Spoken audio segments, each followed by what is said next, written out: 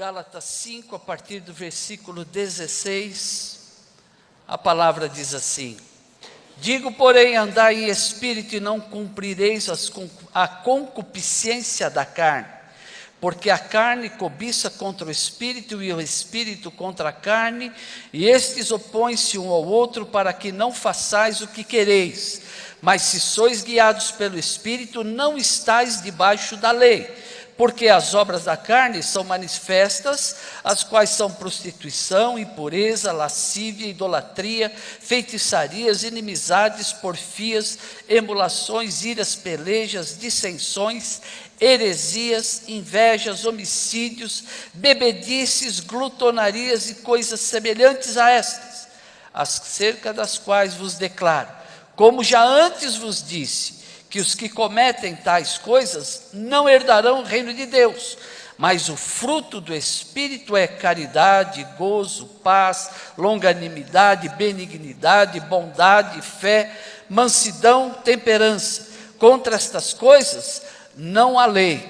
E os que estão de Cristo, e os que são de Cristo crucificaram a carne com as suas paixões e concupiscências. Se vivemos em Espírito, andemos também em Espírito. Não sejamos cobiçosos de vanglórias, irritando-nos uns aos outros, invejando-nos uns aos outros. Pai amado, quero te agradecer e te louvar, porque te adoramos, declaramos o nosso amor através dos louvores, e temos o nosso coração pronto para ouvir a tua voz, para receber, Deus, a tua palavra no nosso coração, seja ela de exortação, de ensino. Ó Pai, nós queremos ouvir o Senhor falar. Sabemos que é o teu Espírito que fala através de nós. E por isso agora eu coloco a minha vida nas tuas mãos, e que todos estejam prontos, ouvidos abertos, para ouvir a tua voz. Fala conosco, Deus, eu te peço em nome de Jesus. Amém. Os irmãos se assentem. Queridos, aqui fala de obras da carne. Nós fazemos obras todo dia você faz alguma coisa. Tudo que fazemos são obras. Você acorda, escova o dente, põe a roupa, tantas coisas que nós fazemos. E aqui está falando de obras da carne, e traz uma lista imensa. Obras da carne nem sempre são ruins, como está relatado aqui. Fazemos coisas boas, mas fazemos pelo nosso próprio esforço, porque somos compelidos ou induzidos muitas vezes a fazer, mas fazemos até mecanicamente muitas coisas, mas estamos constantemente fazendo obras. E obras, podemos fazer coisas ruins também, como diz aqui. Ele relata uma série de coisas que são obras da carne, que são ruins, que não agrada a Deus. E eu tenho certeza que todos nós, pelo menos em alguma delas, um dia já nos identificamos com ela. Aqui fala assim, olha, porfias, pronto, não precisa falar mais nada. Quem que já não entrou numa porfia, numa discussão, numa contenda com alguém? E às vezes fazemos isso por causa da palavra até, por religião, né? Queremos falar de religião, mostrar a nossa religião. O que nós temos que mostrar? Jesus. Jesus é a nossa religião. E às vezes a gente fica discutindo, a palavra nos ensina a não entrar em vãs contendas, que não vai levar a nada. Se nós mostramos Jesus, não precisa mais discutir nada. Mostra Jesus na tua vida e acabou. Mas a palavra aqui também diz que há o fruto do Espírito. E o fruto do Espírito é as nossas obras realizadas em nós através do Espírito Santo. E deixam de ser obras da carne e passam a ser fruto do Espírito Santo na nossa vida. Então o que tem que exalar de nós? O fruto do Espírito. Então as obras da carne vão deixando a nossa vida e passam a ter lugar o fruto do Espírito. Vocês perceberam que a obra da carne tem uma série imensa e fala assim, e ainda coisas semelhantes, tinha muito mais. Mas do fruto do Espírito fala só de 7. Só 7. É mais fácil fazer tudo aquilo ou é mais fácil fazer só 7? Mas aquilo é mais fácil de fazer. Por quê? 9. Porque nós vamos fazendo pela carne. E esquecemos que quando nós recebemos a Jesus, nós não temos mais vontade própria. O livre-arbítrio deixa de existir. A partir do momento que eu recebo Jesus na minha vida, eu estou entregando o controle, a direção da minha vida nas mãos dele. E digo, a partir de agora, seja feita a tua vontade em mim. Amém? Então agora mudou um pouquinho. As obras da carne não podem mais prevalecer na minha vida. O que tem que transparecer é o fruto do Espírito. Quando você olha para uma árvore e vê nela fruto, você diz, isso é uma goiabeira. Você olha para outra árvore e diz, isto é uma mangueira. E eu me lembro muito bem, já desde pequeno, na casa da minha avó tinha um pomar imenso, e meu avô ia passando, ele pegava uma folhinha, dobrava e cheirava. E eu ficava intrigado, o que será que ele está cheirando, né? Porque ele sentia o cheiro da fruta. Ele falava, essa manga esse ano vai ser boa. Não me pergunta como que ele sabia, eu não sei. Eu cheirava e não sabia nada. Mas eu tinha certeza de uma coisa, a fruta era boa. Além de mostrar o fruto, nós temos que exalar um perfume. Sabe qual é esse perfume? Vamos falar bem alto. Perfume de Cristo. Ainda que os frutos ainda não apareçam, nós já temos que estar exalando da nossa vida o perfume, o bom cheiro de Cristo. Aqui nesta carta, queridos, o Paulo está dando para nós uma orientação, uma direção, para que a gente deixe de fazer aquilo que nós estamos às vezes acostumados a fazer, fazemos e achamos que é normal, fazemos e muitas vezes nos incomoda. Ele está dizendo, chega, para com isso, agora você recebeu o Espírito. Por isso ele começa dizendo assim, andai em Espírito e não cumprireis a concupiscência da carne. Qual é a concupiscência da carne? A minha vontade. Eu faço o que eu quero. Eu sou dono do meu nariz. E aí, meto os pés pelas mãos. E aí acabo cometendo muitas dessas coisas. Por quê? Porque deixo de andar no Espírito e ando pela carne.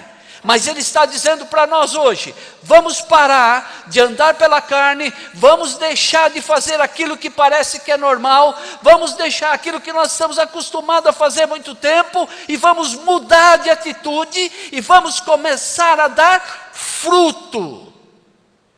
Fruto do Espírito de Deus. O que Paulo está falando, queridos? Fruto, às vezes a mesma atitude pode mostrar a nossa carne, pode mostrar o nosso espírito. Se você for na minha casa e eu te servir um café no copo de requeijão, eu tenho certeza que você vai beber. Mas se você souber que amanhã alguém foi na minha casa e eu servi o mesmo café, o mesmo não, um outro, mas é o café. Não vou servir café requentado. Mas numa xicrinha de porcelana chinesa, toda douradinha. E você souber, você vai dizer o quê?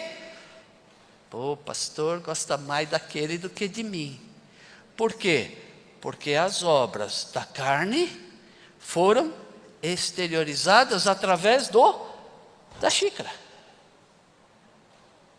Então nós muitas vezes estamos servindo a nossa vida em copo de requeijão para os nossos irmãos. Quando Deus está dizendo, por que não o melhor? Por que não na porcelana? Por que não nas mãos de Deus? Por que não através do Espírito Santo? Se nós sempre podemos, sempre temos a xícara de porcelana na sua casa, por que fazer e lançar mão do copo de requeijão? Vamos agir sempre pelo Espírito Santo. E aí eu não vou cumprir com a concupiscência da minha carne. Não vou fazer segundo o que eu acho. Esse aqui, deixa ele vir aí em casa. Eu não estava a fim de atender, mas serve aí um cafezinho qualquer. Aí vem outro, você faz aquela mesa, bolo, torta, chocolate, café. E nós às vezes estamos fazendo isso na obra do Deus. Estamos servindo a Deus em copo de requeijão. E Deus está esperando excelência da nossa vida para Ele. Por isso que em tudo que nós fazemos, que não importa o que seja, não importa o que seja, temos que dar o melhor para Deus. Porque através de nós, o que tem que fluir, o que tem que transparecer, é o fruto do Espírito Santo. O que Paulo está fazendo é querendo colocar na prática nossa do dia a dia, aquilo que Jesus começou a dizer no Sermão do Monte. Lá em Mateus capítulo 5, o Senhor começa a falar aos seus discípulos. E ali o Senhor Jesus inicia uma obra de transformação na vida daqueles que estavam com ele e todos os demais. E a palavra em Mateus 5 diz assim: Jesus, vendo a multidão, subiu a um monte e assentando-se, aproximaram-se dele os seus discípulos. Sermão da montanha é para discípulos de Jesus. Sermão da montanha é para mim, é para você. O Sermão da Montanha começa trazendo para nós algo que muda a forma de nós enxergarmos as coisas. Moisés sobe no monte, recebe de Deus a lei. Jesus sobe do monte, recebe e nos dá a graça. E ali começam os confrontos. E ele diz, ouviste o que foi dito? Ele está dizendo, vocês viram como era a lei, mas agora não é mais assim. E ele então começa a trazer para nós, lá Romanos 12:2, transformai-vos pela renovação do vosso entendimento. E Jesus começa a fazer esse processo de transformação, e renovando o nosso entendimento através do Sermão da Montanha.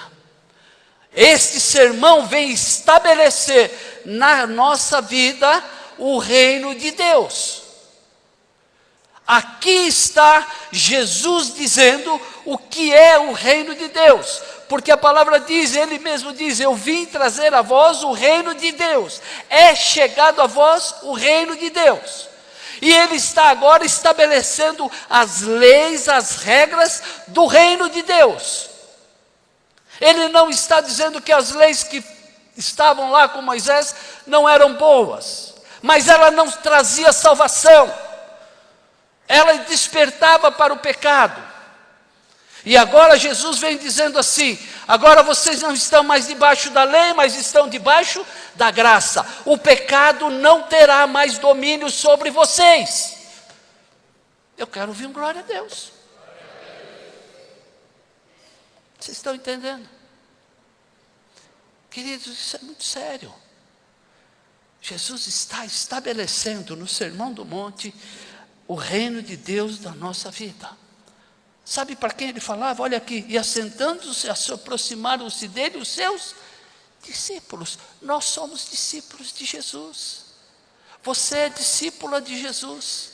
Você é discípulo de Jesus. É para você, é para mim, é para nós que o Senhor está falando e revelando a sua palavra. Lá no monte Moisés recebe a lei, aqui no monte Jesus nos traz a graça. E a graça agora começa a exercer domínio sobre a nossa vida. A graça começa a exercer transformação na nossa vida. A graça vem trazer um novo tempo para nós de esperança. Vem trazer salvação que a lei não trazia. E agora o Senhor começa a fazer uma obra na nossa vida e no nosso coração. No Velho Testamento cumpria-se a lei para evitar a receber a repreensão. Eles cumpriam a lei de medo das consequências. E agora não. Agora nós temos a graça e fazemos a vontade de Deus porque amamos a Jesus. Amamos a Jesus. Não fazemos por medo do pecado. Não fazemos por medo de ir para o inferno. Não fazemos, não. Agora nós cumprimos a palavra de Deus porque amamos a Jesus. Porque sabemos que só Ele pode nos ajudar. Só Ele tem o caminho para a vida eterna. Só Ele pode nos levar até Deus. E é por esse motivo que nós amamos a Jesus. Porque nós queremos a graça que está sobre a nossa vida. Aquilo que Ele tem para nós. Fazemos a vontade de Deus por gratidão. E se você ainda vem à igreja por obrigação, se você participa da vigília por obrigação, se você lê a palavra para cumprir tabela, se você só lê a Bíblia quando tem um programa de leitura anual, se você só participa de uma reunião quando a tua mulher ou teu marido te leva, ou teu pai te pega pela orelha, se você só faz isso, nós estamos agindo e deixando a carne levar a gente para aquele lugar lá que nós não queríamos ir.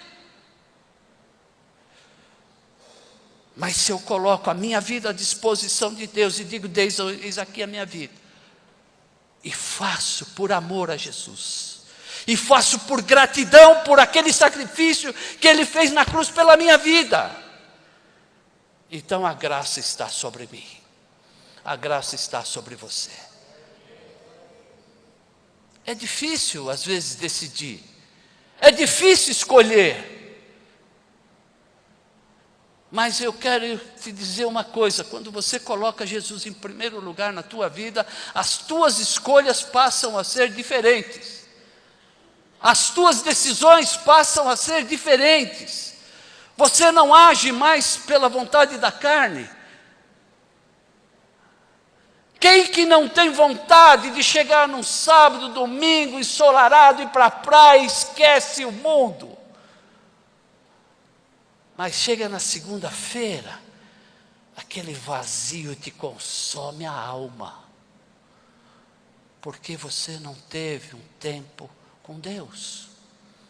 E culto vivo e racional faz parte da vida do crente. É muito gostoso, queridos, a gente ficar em casa, sentado no sofá, vendo o Palmeiras ser campeão. Isso é uma vez cada só 30 anos, então faz parte. Mas o salmista diz, eu prefiro estar um dia só na tua casa, do que 1000 em qualquer outro lugar. Isso é graça. Isso é a graça do Senhor sobre a nossa vida, que me tira do lugar que a minha alma diz assim, vai lá. Eu digo, não, eu prefiro estar aqui.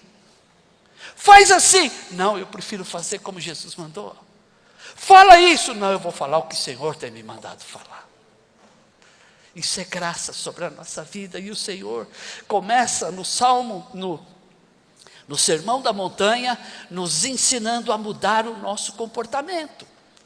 E Ele começa confrontando a lei e a graça, para mostrar que a graça, que a lei teve o seu tempo, é necessária, mas a graça superabunda na nossa vida, e ela passa a ser apenas um aio, alguma coisa que nos ajuda a entender a graça do Senhor e cumprir com ela.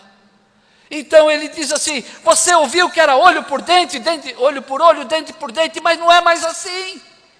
Por quê? Porque isso era lei, mas agora estou falando da minha graça. Por isso que quando Paulo vai ali pela terceira vez e diz: Jesus, esse espinho na carne está me incomodando.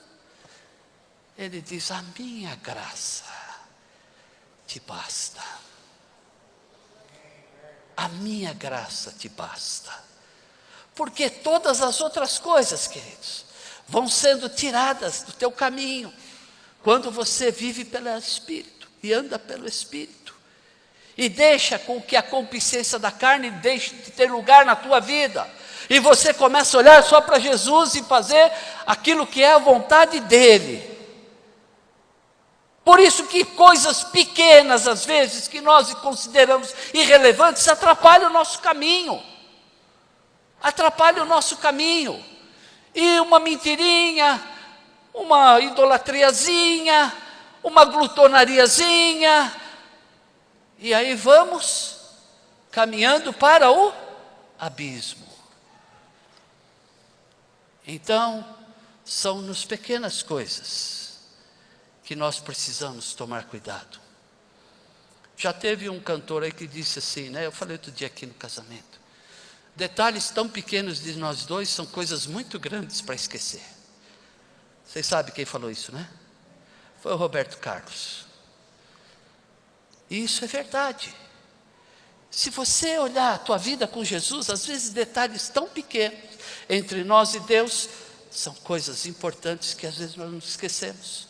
Por quê? Porque coisas pequenas causam resultados grandiosos na nossa vida.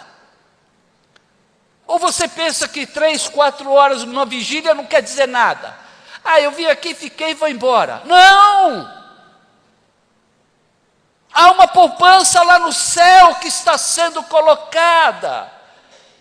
Há um depósito onde Deus está colocando as tuas orações, o teu tempo que você tem se dedicado a Ele, a tua vida que você tem consagrado a Ele, e Ele diz que Ele tem para você um galardão. E o galardão vem do jeito que Deus quer, da maneira como Ele quer. Te abençoando, abrindo uma porta, curando, louvando a tua família, libertando você de um vício, seja como for. A bênção do Senhor enriquece e não traz dores. Mas precisa investir nesse reino de Deus. Eu não posso dizer, amém Senhor, seja feita a tua vontade, e vou saindo fazendo do meu jeito. Porque isso não é entregar a vida para Jesus. Isso é dividir o banco com Ele, e Ele não divide banco com ninguém, porque Jesus é o Senhor, Ele é titular na nossa vida. E a Bíblia diz: onde tiver o teu tesouro, aí está o teu coração. Aonde você tem colocado o teu coração? Aonde você tem levado o teu coração para entenda que a palavra de Deus é coisa boa para a nossa vida? Não pense que Jesus disse assim: ó, esqueça a lei. Não, olha o que está escrito aqui: não cuideis que vim destruir a lei ou os profetas, nem vim abrogar, mas cumprir. Porque em verdade vos digo, que até que o céu e a terra passem, nem um jota ou tio se omitirá da lei, sem que tudo seja cumprido. Então Jesus não veio aqui lá, Ele veio cumprir. E Ele cumpriu tudo através da sua própria vida. Ele mostrou para nós o que é que Ele veio fazer. Lá no livro de Romanos, no capítulo 8, no versículo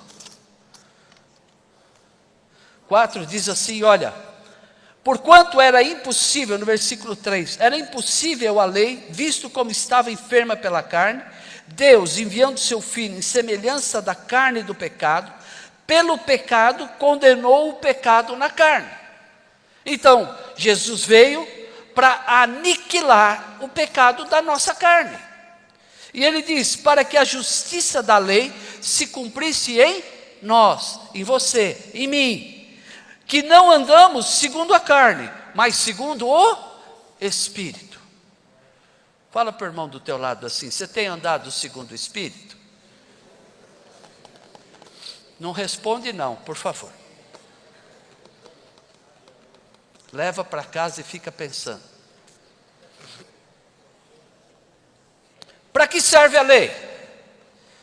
1 Timóteo, capítulo 1.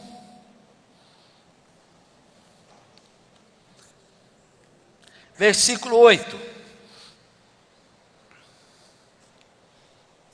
1 Timóteo 1,8 diz assim: sabemos, porém, que a lei é boa, se alguém dela usa legitimamente.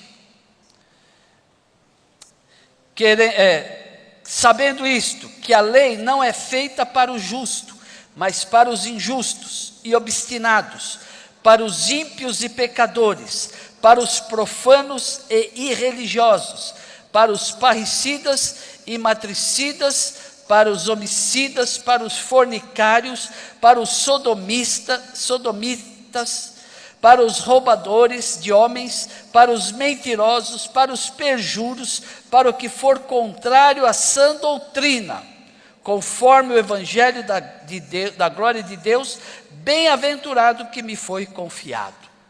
Então a lei mostra, a lei revela o pecado, mas ela não tem força para te livrar do pecado.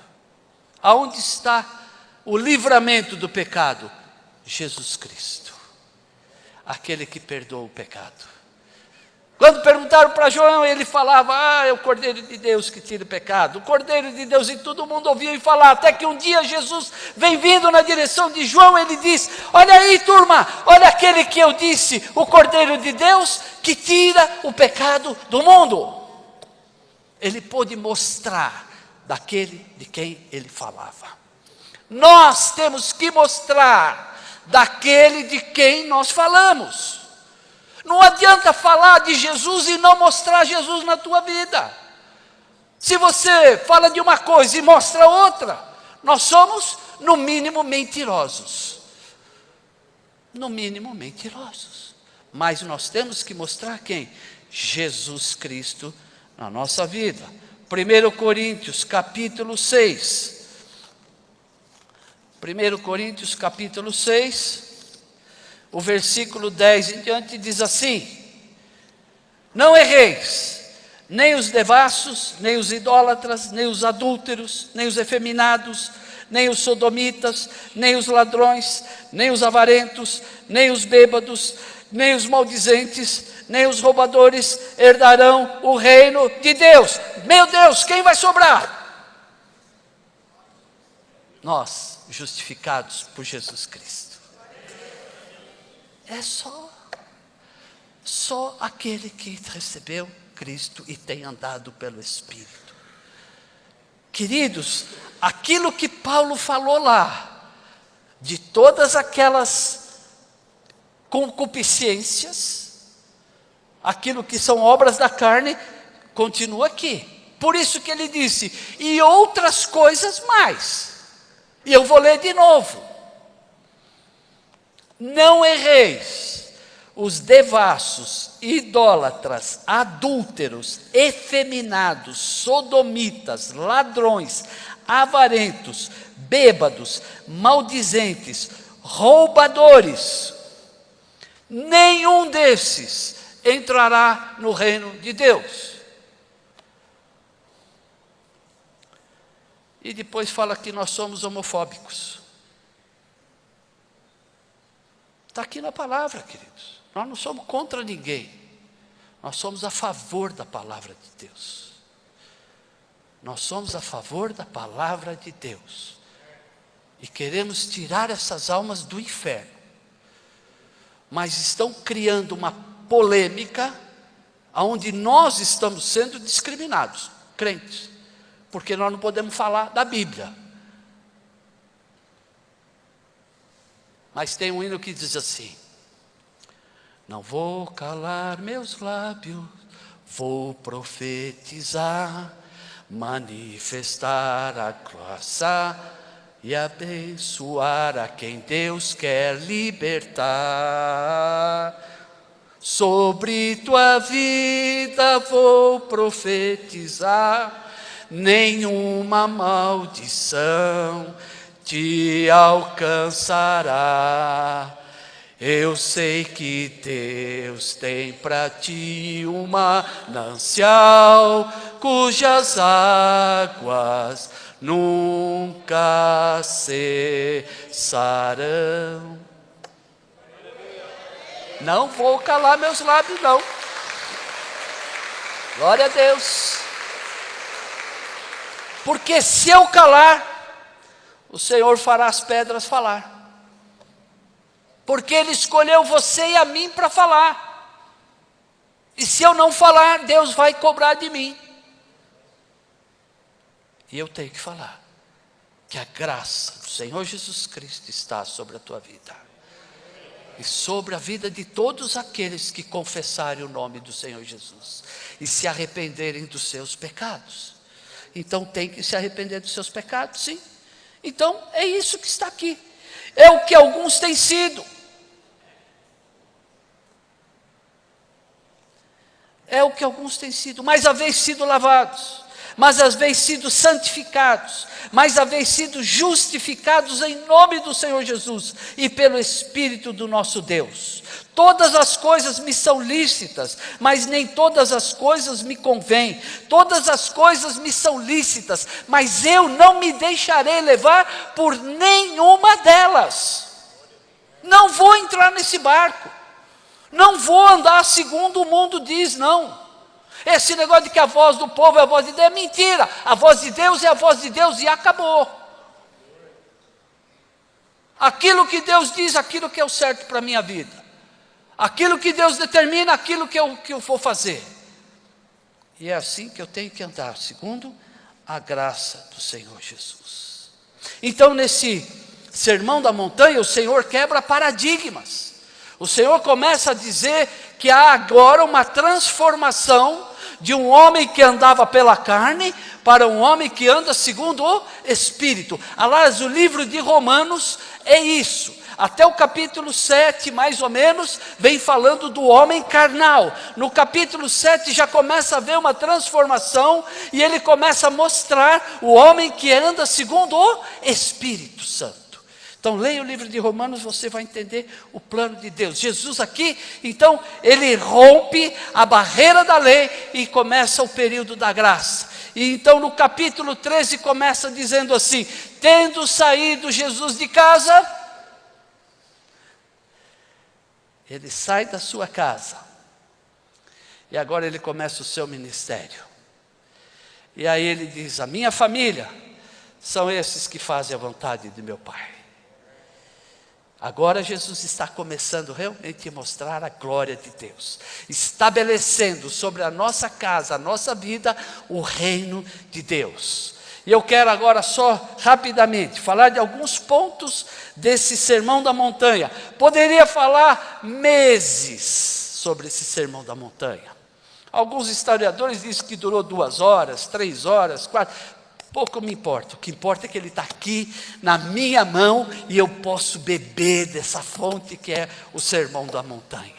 E Jesus está falando para um povo sofrido, um povo machucado, um povo oprimido, e ele então, olha como Jesus é tremendo.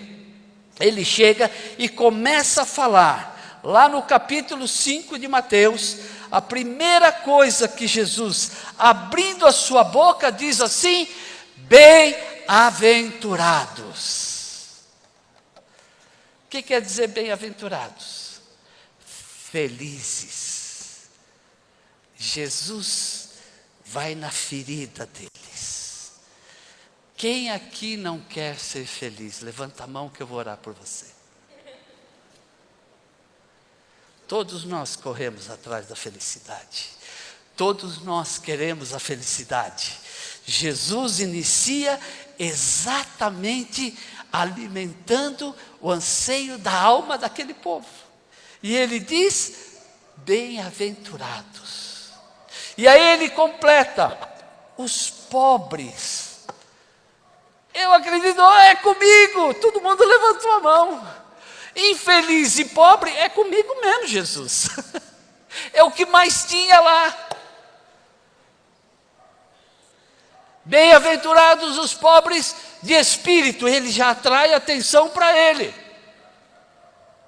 Já todo mundo já liga as suas antenas, fala, opa, isso é comigo. Então ele começa falando que há uma esperança para o pobre, para o necessitado, para o triste, para o abatido, para o amargurado, para o doente, para o rejeitado, não importa qual a tua situação, ele diz, a felicidade existe e é chegada hoje para você. Ele vem dizendo aquilo que ele veio fazer. Talvez não tenham entendido, mas ele disse que é possível sim ser feliz. E ele então lança as bem-aventuranças sobre aquele povo, a verdadeira felicidade. Aquela que nós confundimos com conta poupuda lá no banco, aquela que nós confundimos como conforto físico, aquela que nós confundimos com bem-estar, com a roupa de grife, com tudo bem.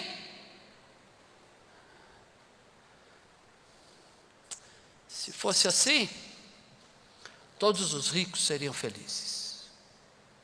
Mas isso não é verdade. A verdadeira felicidade está em Jesus Cristo. A verdadeira felicidade vem do Senhor para a nossa vida. E Ele traz para nós a esperança de que ainda que estejamos passando por algum problema, ainda que estejamos cometendo alguma concupiscência na nossa carne, Ele está dizendo, há uma esperança para você ser transformado pela palavra de Deus e receber do Senhor a bem-aventurança para a tua vida. Então ele começa falando daquilo que é essencial, importante, precioso na nossa vida. No versículo 13, ele fala de mim. Ele falou para o geral, agora ele fala para você. E ele começa dizendo assim, você é o sal da terra. Ele começa a dar para nós uma identidade, coisa que aquele povo não tinha. Eles eram apenas ímpios, eram apenas judeus. Mas havia alguns ali que Deus os chamou, por isso que ele fala aos discípulos, para ensiná-los a repartir e multiplicar a palavra de Deus. E aí ele diz, vocês são bem-aventurados, mas vocês também são o sal da terra. E a bem-aventurança que está sobre vocês, vocês vão levar para toda a Judéia, Samaria e os confins da terra. E assim Deus começa a ensinar, lá naquele monte, os seus discípulos. Ele está falando de transformação, ele está falando de mudança, ele está falando de renovação. E hoje eu quero profetizar sobre a tua vida, transformação, mudança, renovação sobre a tua vida. Queridos, tem que mudar, para ficar melhor. Está ruim? Vai ficar bom. Está bom? Vai ficar melhor, está melhor, vai ficar ótimo. Até alcançar a excelência de Deus na tua vida. O padrão de Deus para você. Então aqui ele fala, sois o sal da terra, a luz do mundo. Nós temos que saber qual é a nossa identidade aqui nesse mundo. O que eu estou fazendo aqui? Eu tenho que salgar esta terra. E tenho que levar água para eles beberem. Que água? Da fonte que é Jesus Cristo. E aí então no versículo 38 ele já tratou da minha ferida, que é buscar a bem-aventurança de Deus para mim, já dá uma identidade para a minha vida, e agora ele diz assim, e os outros? E lá no versículo 38 ele diz assim, ouvistes o que foi dito, olho por olho e dente por dente. Eu, porém, vos digo que não resistais ao mal, mas se qualquer te bater na face direita, oferece-lhe também a esquerda, a outra. E se quiser pleitear contigo, tira o vestido, larga também a capa. Se alguém te obrigar a caminhar uma milha, vai com ele 2. Dá a quem te pedir e não te desvie daquele que quiser, que lhe emprestes. O Senhor está falando com relação ao nosso próximo. com aquele que está do teu lado, com aquele que você sabe que precisa receber a palavra de Deus no seu coração. Esses são tratativas de Deus para a nossa vida. Ele fala de consagração no capítulo 6, do 1 ao 18, ele começa a falar da esmola, do jejum e da oração. E ele continua falando do nosso próximo. A esmola, querido, não é algo que você dá por misericórdia, não. A esmola é algo que você entrega por amor às vidas. Se você dá esmola por dó, por pena, a tua esmola não está sendo bem aplicada. Mas você tem que dar por amor. Eu tenho passado pelos faróis e confesso para os irmãos que eu estou muito incrédulo com tudo que eu tenho visto. Eu olho e já não sei mais se aquela vida realmente precisa, se não precisa, se dou, se eu não dou, porque é tanta mentira, tanta sem vergonhice que a gente vê por aí. Outro dia recebi na internet uma mulher chegando no farol, ela pula ali o canteiro, vai atrás da árvore, troca de roupa, põe um lenço na cabeça, um pano cheio de sangue na perna, uma muletinha e sai andando. Está o filminho, recebi na internet. E esses dias agora, 15 dias atrás, um rapaz sentado no banco com o celular, bengala e o óculos de cego lendo o celular. Aí você para no farol e fala: Deus, o que eu faço? Aí você tem que orar e dizer: Senhor, me ajuda, porque eu não quero ser hipócrita, de estar alimentando uma mentira. Então, queridos, ele fala da esmola, fala do jejum. O jejum é necessário, é importante, é preciso. E vai aí, agora ele começa a fazer o quê? A nos ensinar a orar. Jesus vai te ensinar a orar. E ele então pega os seus discípulos e começa a dar. Ele não faz uma reza, ele não fala: você vai orar toda vez assim, vai fazer. Não, ele está dando um modelo de oração. Começa dando glórias ao Pai. Pai nosso que estás no céu, santificado seja o teu nome. Essa tem que ser a tua oração. Em primeiro lugar, você tem que colocar Deus no lugar dele, para que as tuas orações sejam ouvidas. E aí ele vem dando os tópicos da oração, o modelo, aquilo que nós precisamos fazer. E aí você coloca o teu coração naquilo e a tua oração sai, brota de dentro de você. E ela passa do teto, passa a barreira do impossível e chega lá até o trono de Deus. Essa é a verdadeira oração que nós fazemos. Aí no capítulo 5 ele diz: cuidado, porque às vezes você está com o foco errado. Aonde você colocar o seu coração, lá vai estar também o teu tesouro. E eu já falei aqui, e isso foi fruto de um almoço com o presbítero Cristiano, nós comentando da palavra, e veio isso, que às vezes a gente acha assim: o meu tesouro está ali, então meu coração está lá. Não é isso não. Você tem que dizer para o teu coração: coração, o meu tesouro está em Jesus, é lá que você vai. Sabe o que nós fazemos? Olha aquele carrão, é ali que eu quero, e põe o teu coração lá.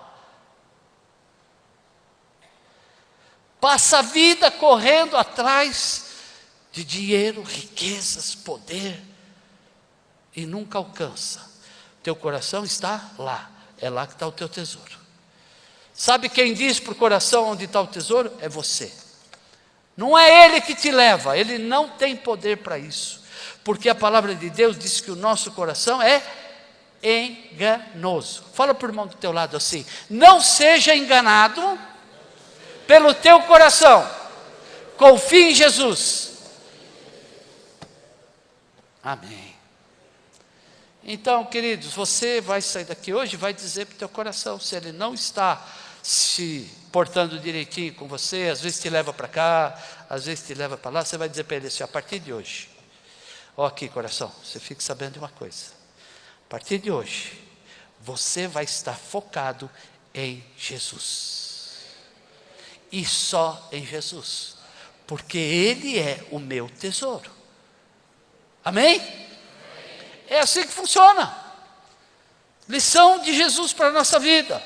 Então, o nosso tesouro está onde você o levar. Isso está lá no versículo 21 do capítulo 6. Porque onde estiver o vosso tesouro, aí estará também o vosso coração.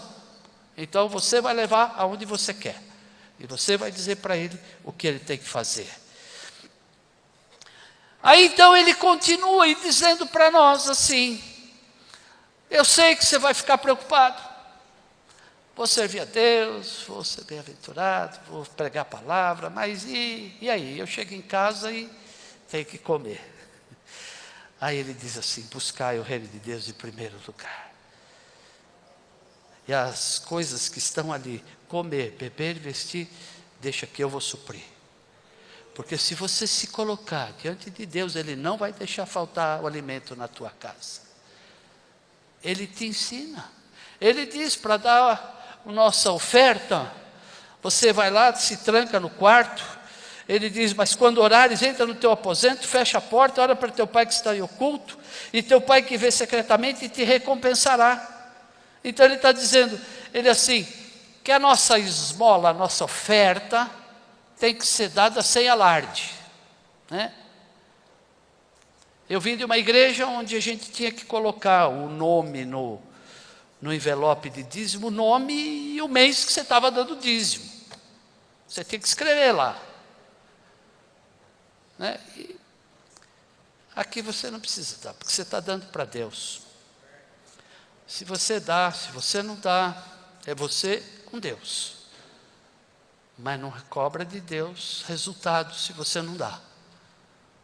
Você tem que fazer a sua parte. Então ele está dizendo assim: olha, para que a tua esmola seja dada ocultamente, teu pai que vem em segredo te recompensará publicamente. Lá em Malaquias ele fala: se você dá oferta, o Senhor vai abrir a janela do céu, derramar bênção sobre a tua vida e encher o teu celeiro. E aqui Jesus está falando assim: então, dê para que Ele te abençoe publicamente. Todos vão ver você prosperar, se você está fazendo realmente aquilo que Deus está colocando. Davi sabia disso e tinha tanta certeza, apesar de toda a sua riqueza, mas ele dizia: o Senhor é o meu pastor, nada me faltará. Ele sabia que se perdesse toda a riqueza que ele tinha, ainda assim, o Senhor era o pastor dele e nada lhe faltaria. Era a certeza que ele tinha no coração. Então, isso é que ele fala. E aí o Senhor termina, e eu estou pulando, podia falar muito mais coisas, mas ele termina e vai levando a gente para onde? Para a porta estreita. E aí, queridos, aí não tem jeitinho, não tem caixa 2, não tem jeito. Todos têm que passar pela porta estreita.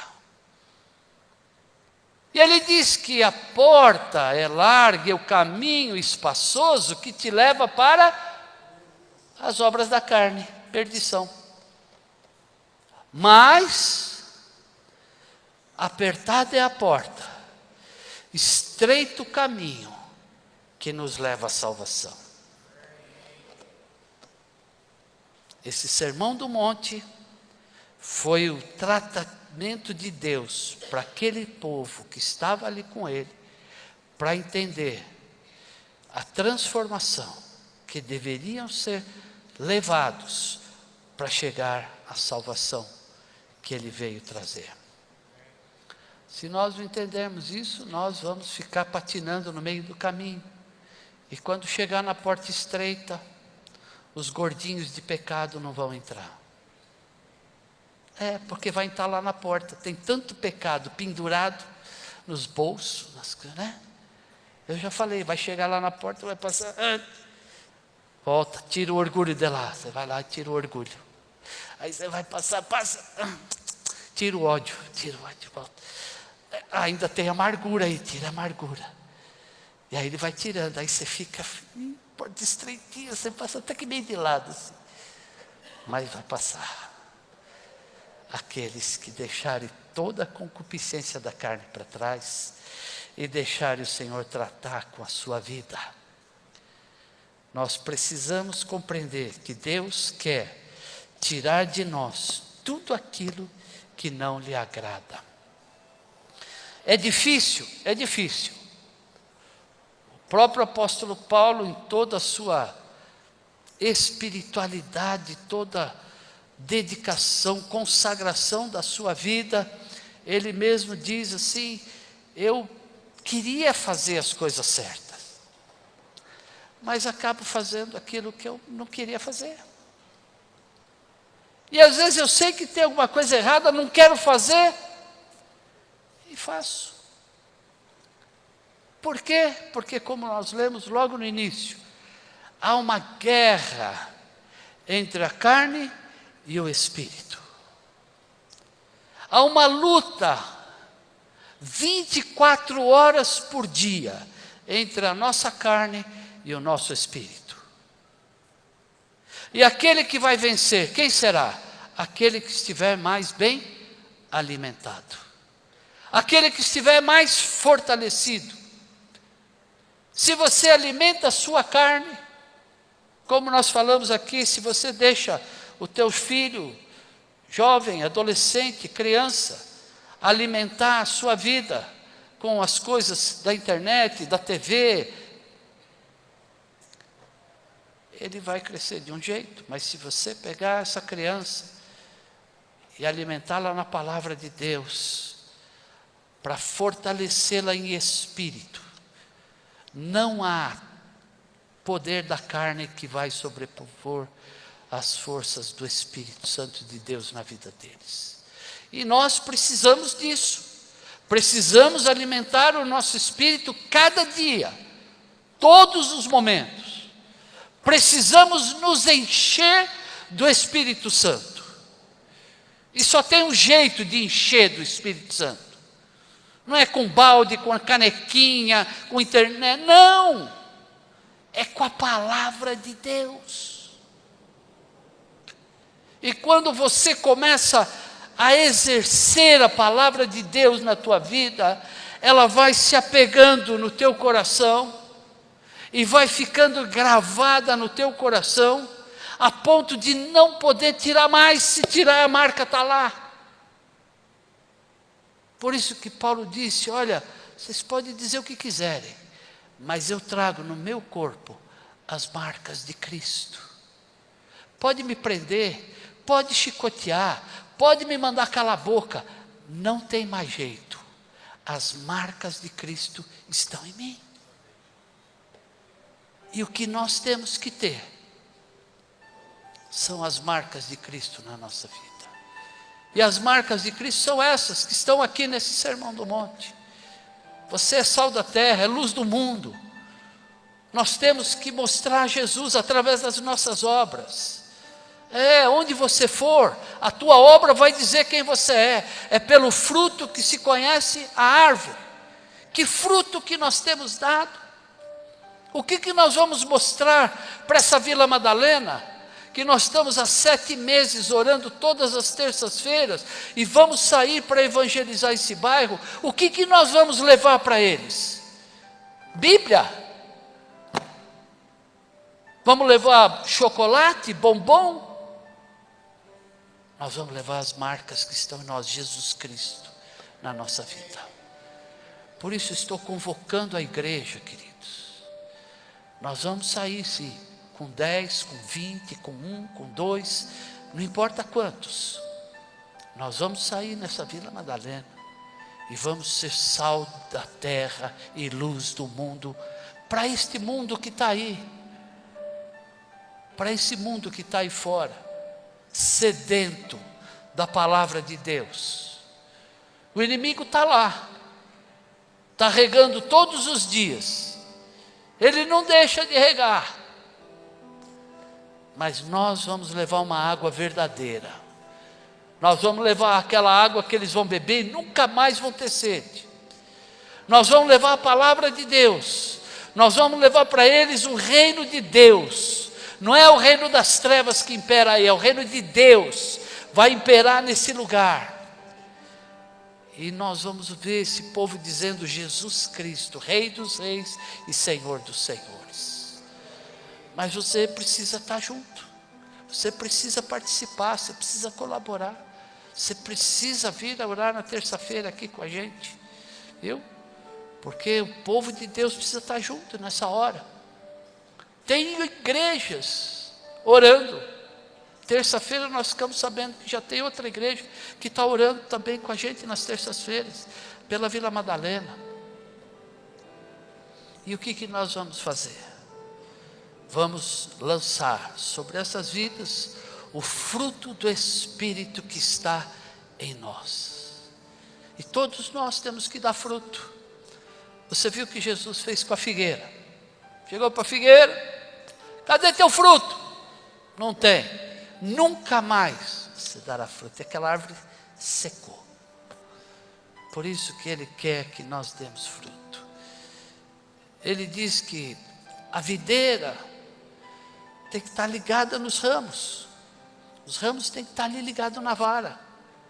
E Ele diz que a vara que dá fruto, que não dá fruto, Ele corta. Mas aquela que dá, Ele limpa. Para quê? Para dar mais fruto.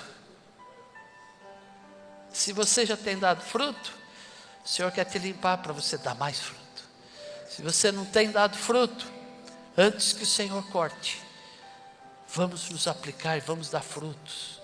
Começando em casa, com a nossa família, com os nossos amados, com o nosso mundo.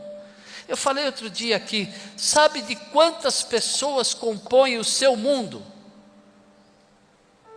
No máximo umas 40 pessoas. E eu falei isso aqui um dia, teve um irmão que chegou para mim e falou: pastor, eu fiz isso. Durante um mês, eu comecei a escrever todos os nomes das pessoas com quem eu me relacionei nesse mês. Deu 38. Durante um mês. E às vezes a gente acha que o mundo tem que ir para a África, para a Tailândia, para o Amazonas. Prega a palavra no teu mundo. Você já vai estar fazendo uma grande obra. Pregue para o teu mundo. Seja luz para o teu mundo. Seja sal da terra para o teu mundo. E você vai ver o que Deus vai fazer através da tua vida. E você vai ver Deus fazendo a tua vida florescer. E os frutos vão aparecendo. O fruto do Espírito na tua vida. Bondade. Você começa a conviver, fazer o bem para as pessoas. Você vê que quando você sorri para elas, elas sorriem para você. Você vê que quando você dá um aperto de mão, elas estendem a mão. Você vai ver quando você dá um abraço, ela dá um abraço também para você. Você vai ver quando você elogia alguém, essa pessoa um dia vai te elogiar. Você vai ver que quando abrir a porta para a tua esposa, ela vai fazer o café da manhã mais gostoso da tua vida. Você vai ver que quando você pegar o teu filho, pôr ele no colo e falar: filhão, eu não sou teu amigo, só sou teu pai. Eu preciso te corrigir. Ele vai te amar mais por isso. Queridos, cuidado com as obras da carne. Às vezes parece boa, mas muitas vezes ela está nos levando por um caminho errado. Nós precisamos do fruto do Espírito. Vamos ficar de pé? Nós vamos orar.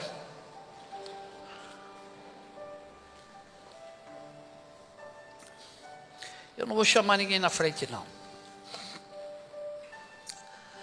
porque hoje é muito particular esse trabalhar de Deus na nossa vida.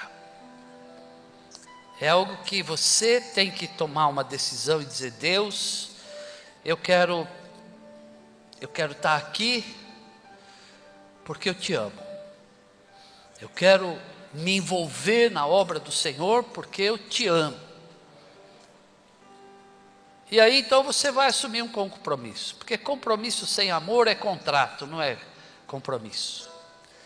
Mas quando você ama Jesus e começa a fazer a obra de Deus por amor, o teu compromisso é sério. Eu nunca fiz um casamento e que alguém veio aqui e pergunta assim, vocês se amam? Ele diz, não. Mas a gente só quer afirmar um compromisso. Nunca fiz isso. Todos os casamentos, quando alguém sobe aqui, eles dizem assim, eu te amo. Faz até uma declaração muito bonita. Maravilhosa, comovente. Assumem um compromisso. Por quê? Porque existe amor. Aonde não existe amor, não existe compromisso. Mas se você ama realmente a Jesus, enquanto nós vamos louvar o Senhor, enquanto nós vamos estar aqui orando, você vai abrir a tua boca e vai falar com Deus agora. E vai dizer para Ele, Senhor, eu entendi isso tudo. Eu estou entendendo o que o Senhor quer para a minha vida. E eu quero realmente me despojar de todas as obras da carne que têm atrapalhado a minha vida. Seja ela 1, 2, 10, não importa quantas sejam. Mas hoje você vai dizer para Deus o que você quer realmente da tua vida com Ele. Para que Ele pegue você na mão e use você como discípula de Jesus. E Ele vai, certamente Ele vai fazer uma grande obra na tua vida e através da tua vida. Amém? Vamos louvar o Senhor. Enquanto eles louvam aqui, você não louve não, fecha os teus olhos. Fecha os teus olhos, fecha os teus olhos. Aproveita esse momento de louvor, começa a falar com Deus. Diga para Ele, olha Senhor, eis-me aqui Pai. Ó Senhor, estamos aqui Pai, entregando a nossa vida mais uma vez no Teu altar. Queremos Senhor, nos despojar de toda obra que seja da carne, que até tenha aparência de bem. Mas Deus, nós queremos mesmo é fazer a Tua vontade. Queremos consagrar a nossa vida no Teu altar. Queremos ser realmente, Deus, discípulo de Jesus. Fazer aquilo que Ele nos ensinou, aquilo que Ele nos orientou, aquilo que Ele nos trouxe como direção para a nossa vida. Por isso, Deus, ajuda-nos.